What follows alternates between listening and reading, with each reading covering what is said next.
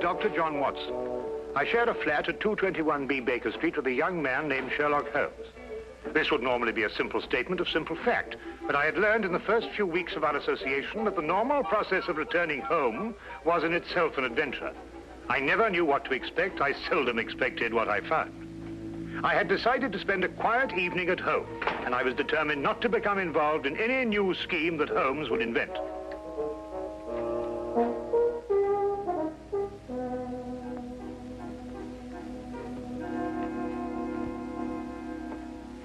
Sulfate gas. Oh? Do you remember the Dietrich case, when the defense tried to prove that no one could produce a deadly poison without a trained chemist? No. Well, I'm going to try it now. With kitchen utensils and a secondary school chemistry book. I knew it could be done. There it is, Watson. Brilliant. Now you've done.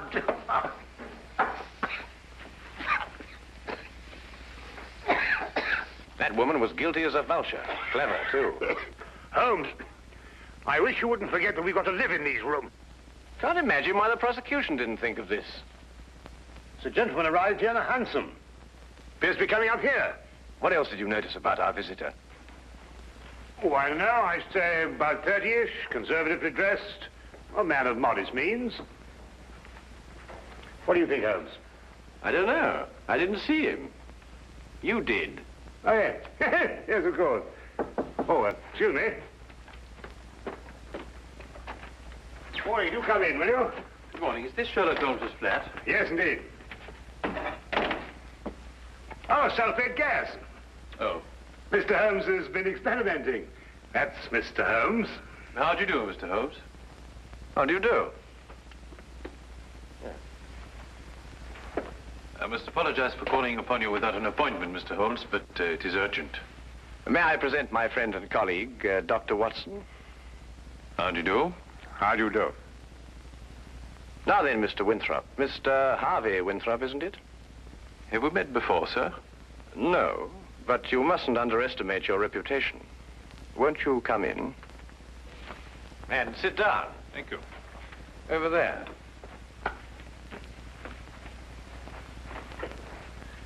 I had heard your powers of observation were remarkable, Mr. Holmes.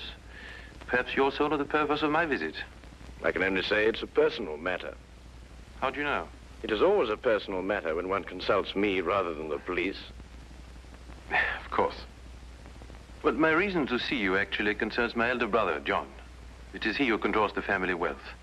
In the event of his death, I would be sole heir. Does his death seem imminent? Well, his life has been threatened. In what way? I noticed you didn't ask by whom. You took pains to point out that only you would benefit by your brother's death. If you knew who made the threat, you wouldn't be so concerned with your own innocence.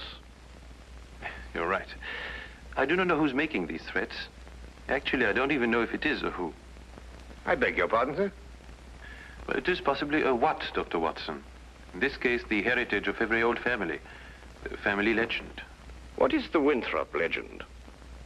Every member of the family destined for a violent death finds about his person silver coins. Silver coins? Oh, you mean like those silver coins the pirates use, called pieces of 8? Exactly, Dr. Watson. Pieces of 8 as a warning, and at the time of death, a gold doubloon. Have these coins any special significance? 30 years ago, my father was killed by a fall down the stairs in the main hall of Winthrop Manor. A gold doubloon was found under his body. Was he actually seen to fall downstairs? No. The manor was closed and has remained so ever since. I assume your brother has discovered several silver coins. Each day for the past 7 days. I see. What has been his reaction? He has decided for the first time in 30 years to reopen Winthrop Manor. In defiance of the legend? Exactly. We are going to be there this weekend. Who is we? My brother, my fiancée, and myself. And I would like you two, Mr. Holmes and Dr. Watson, to be there as well. Well, that's very good of you, sir. Do you have any other evidence to substantiate your belief? I was very young in those days, but I can still remember the sight of my father's body at the bottom of those stairs. Dr. Watson and I will arrive at Winthrop Manor this Friday night. Oh, thank you very much. If there is anything I can do until then, or if there's any question you want to ask me before, please don't hesitate to call upon me at any time. We'll do that. Thank you. Again, thank you, gentlemen. Not at all. Good day, you, sir. Good day. Well, Holmes, what do you think? I think it's amazing the extent to which people will go to obscure the simple facts of murder or threatened murder. You don't believe in the legend? Nonsense. Well, but after all, Holmes, you said yourself that these things very often have a basis of fact. The odor lingers. There was no mention of that in the Dietrich's case. I'm a man of science myself, Holmes, you know that. And yet there are things that happen every day for which they have no logical explanation. How would Mrs. Dietrich's have removed the odor? Of course, it could work equally well both ways.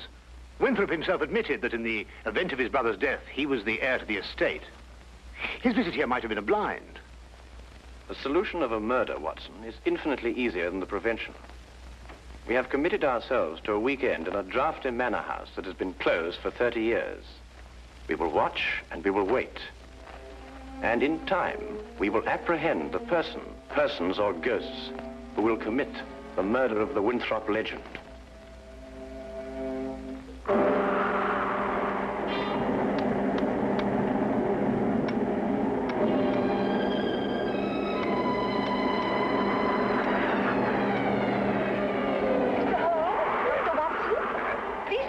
Thank you.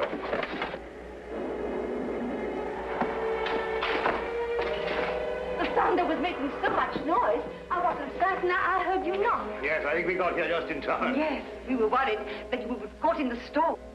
I'm Mrs. John Winthrop. How do you do? I'm Dr. Watson. This is Sherlock Holmes. How do you do? I'm very pleased to meet you.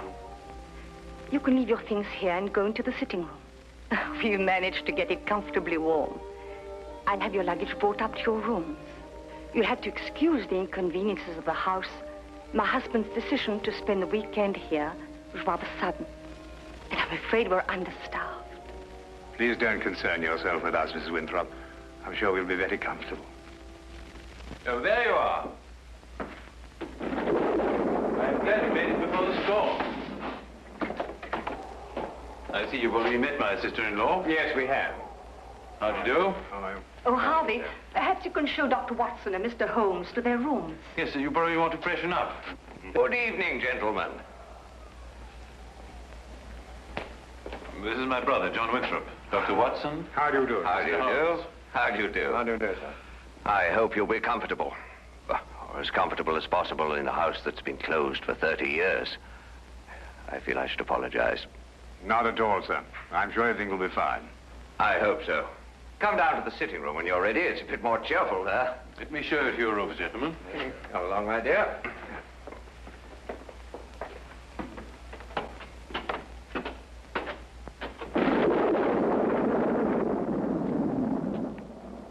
You didn't mention your brother was married. Didn't I? I thought I had. Then surely she would be the heir to the estate if anything should happen to your brother. No, the estate upon his death goes to the next male member of the family. Oh, I see. How did Mrs. Winthrop lose her sight? It was a riding accident, shortly after they were married. My sister-in-law is a remarkable woman, Mr. Holmes. She took to her new way of living with cheerfulness and thoroughness. Yes, it's always encouraging to hear of such cases. And it reflects great credit on those surrounding the patient. Oh, Peg, I want you to meet... Dr. Watson. And you must be Sherlock Holmes. Harvey has told me so much about you. Gentlemen, my fiancée, Miss Margaret Hall. How do you do? How do you do, Miss Hall? John and Alice are in the drawing room, darling. We'll be down shortly. All right, darling. I think we're going to have a wonderful weekend, in spite of this old house. Don't keep yourselves from us too long, gentlemen. You're a very lucky man, Mr. Winthrop. She's a lovely girl. As a matter of fact, you know, there's some very good hunting country around here. Do you go in for that sort of thing, Mr. Holmes? On occasion, sir. Not very often, thank you. My wife thinks I'm a bit reckless. She worries about my neck. A glass, my dear. Thank you. That appears to be a preoccupation with more than one member of your family, sir. You mean my brother, too? And the reason for your being here? Nonsense. I said the same thing. And you agree with me? You, too, think it's a lot of rubbish? I don't think we're referring to the same thing, sir. I'm talking about the legend, of course.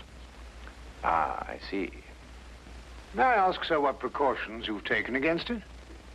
What would one do? How does one fight a myth? Well, what's your opinion, Mr. Holmes? Should I take this matter seriously? You are obviously taking it seriously by defying it.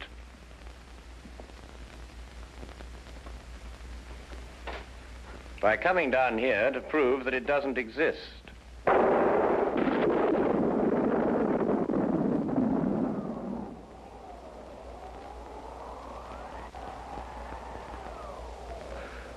Jove, I hadn't thought of it like that.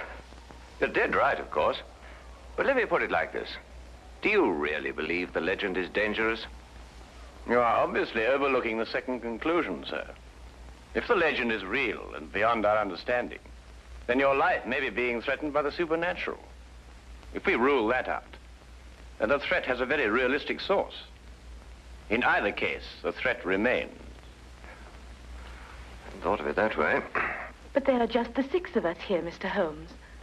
Surely if there is danger for John, it couldn't come from any of us. There are just the 6 of us now, Miss Hall.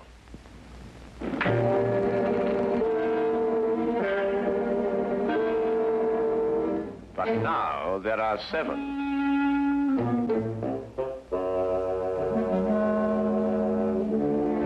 John, what is it? Nothing, my dear, nothing at all. I think we'd better go into dinner. Excellent idea.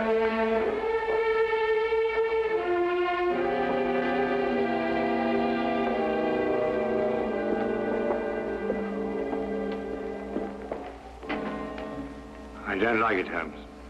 Neither do I, Watson. Neither do I.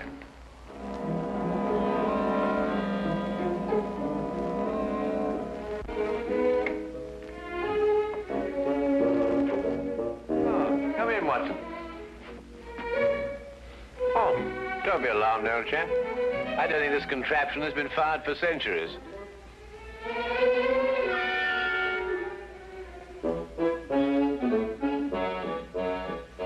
You could hardly expect me to know that from here, Holmes.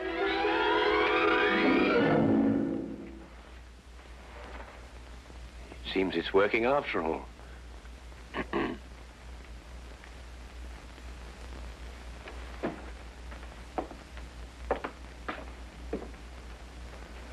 I wanted to talk to you about that dinner we just had. Oh, yes, yes. Excellent, Doc. Don't you agree? Well, it was better than the conversation, or lack of conversation, I grant you. Well, quite natural under the circumstances. Everyone's suspecting things they'd rather not say. What do you make of it, Holmes? Did you realize that young Harvey Winthrop was in love with Alice before she married his brother? Holmes, you're fantastic. How did you determine that? He told me. Oh. Oh, have you got a match, Watson? Yes, I think I should have.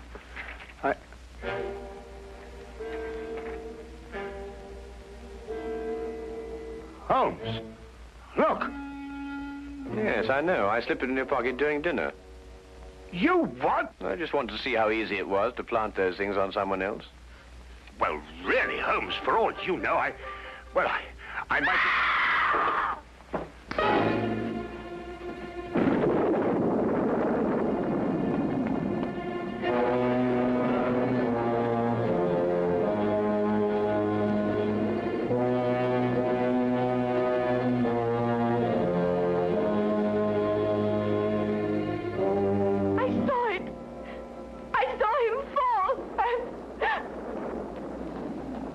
He's dead. Neck broken.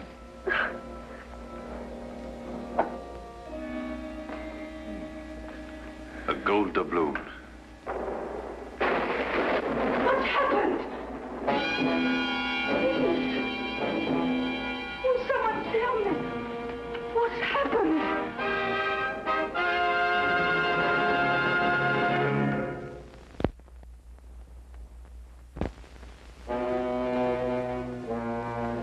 And now, we return to the case of the Winthrop legend.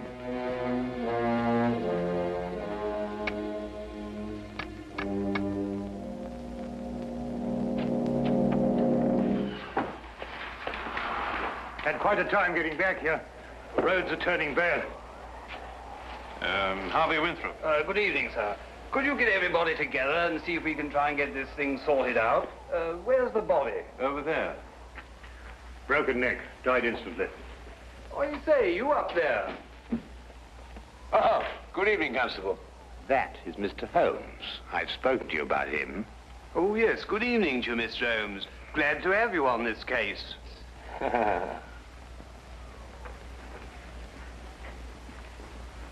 His wife. Been a terrible shock for her. Oh, Mr. Holmes, I'd like to discuss this case with you. I've got several theories. Dr. Watson was telling me coming down in the carriage. I think it would be better if she retired for a while. These will help. Thank you, Doctor. Dr. Watson summarized the legend for me on the way down, but quite frankly, Mr. Holmes, I would say we're opposed to a devilish mind here. Holmes, really? I don't know. What on earth do you think you're doing? A button. At the very least, the very least. Observe, Watson, I've almost torn a button loose. Oh, so I should think after all those acrobatics.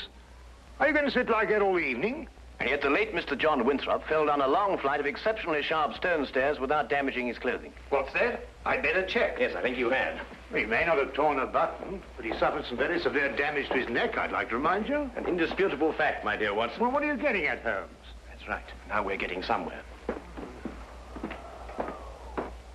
Come on, Watson, let's examine the situation more thoroughly. The killing blow was struck at the back of the neck, is that right?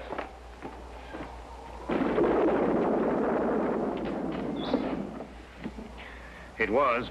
He must have struck the edge of the stairs. He fell. Stone. Edge is quite sharp. The wound be deeper, more pronounced, Watson. Would you re-examine the injuries like a good fellow? Mm-hmm. Well, the skin's broken, but not unusually so. Still, it's difficult to know the position of the body when he fell. I agree with Mr. Holmes. Winthrop and the blind woman were at the top of the stairs when he fell. Mm-hmm. And in a position to have pushed him down. Right. You then imply that Miss Hall, being downstairs all the time, may be ruled out as a suspect.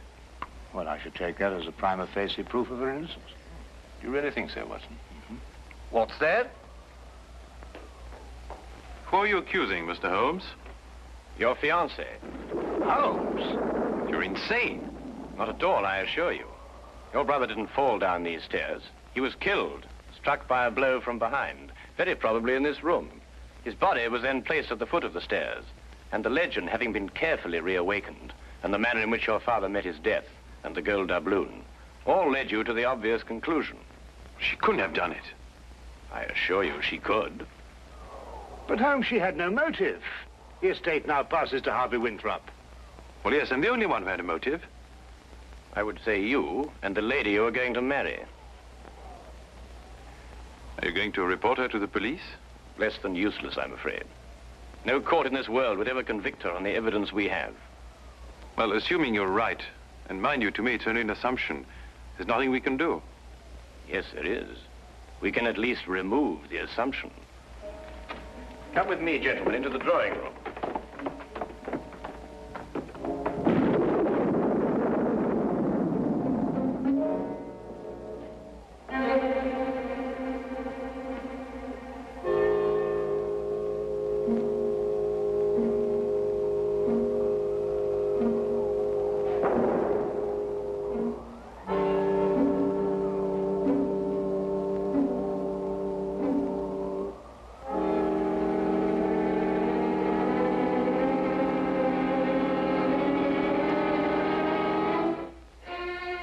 Oh, Constable.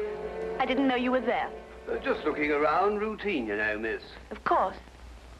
Did you want to see me? Not especially, miss. A few more things to check up on. The rest lies completely in your hands.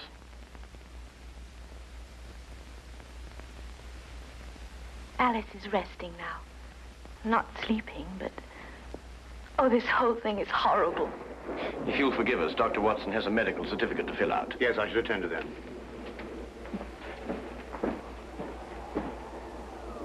Oh, Mr. Holmes. At your service, my good constable.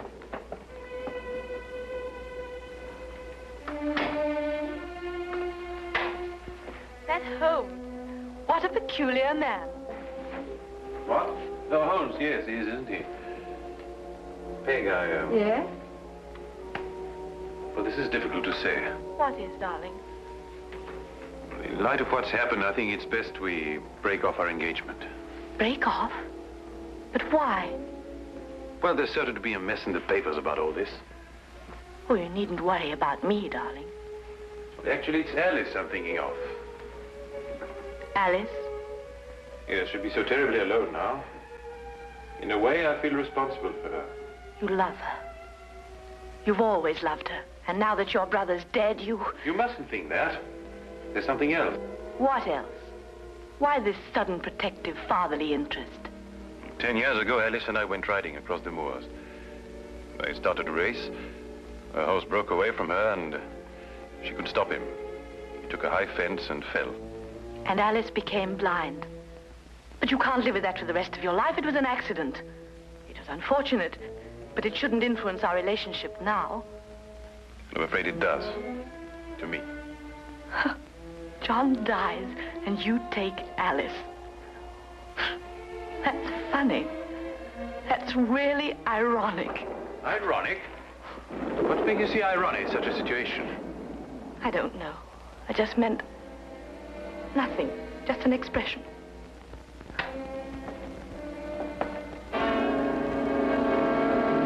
Very interesting choice of words, I might add. Alas, I must confess we were eavesdropping. Is there anything you'd like to confess, Miss Hall? What does this mean? You spoke of irony. Such a choice word. You didn't kill John Winthrop so that Harvey could share the family fortune with Alice. You'd have seen to that in time. You're insane. I couldn't have pushed John down the stairs. I was at the bottom myself. We were in a perfect position to strike him with this. And then, very thoughtfully, placed the end in the fire to remove any evidence of the blow. No court in the world would convict me on evidence like that. You're quite right, Miss Hall.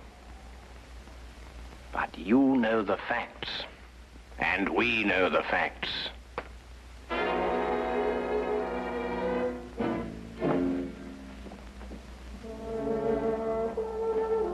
But surely, Holmes, something can be done. I don't think so, Watson. The young lady used her wits at an ancient legend. And a murderess walks free.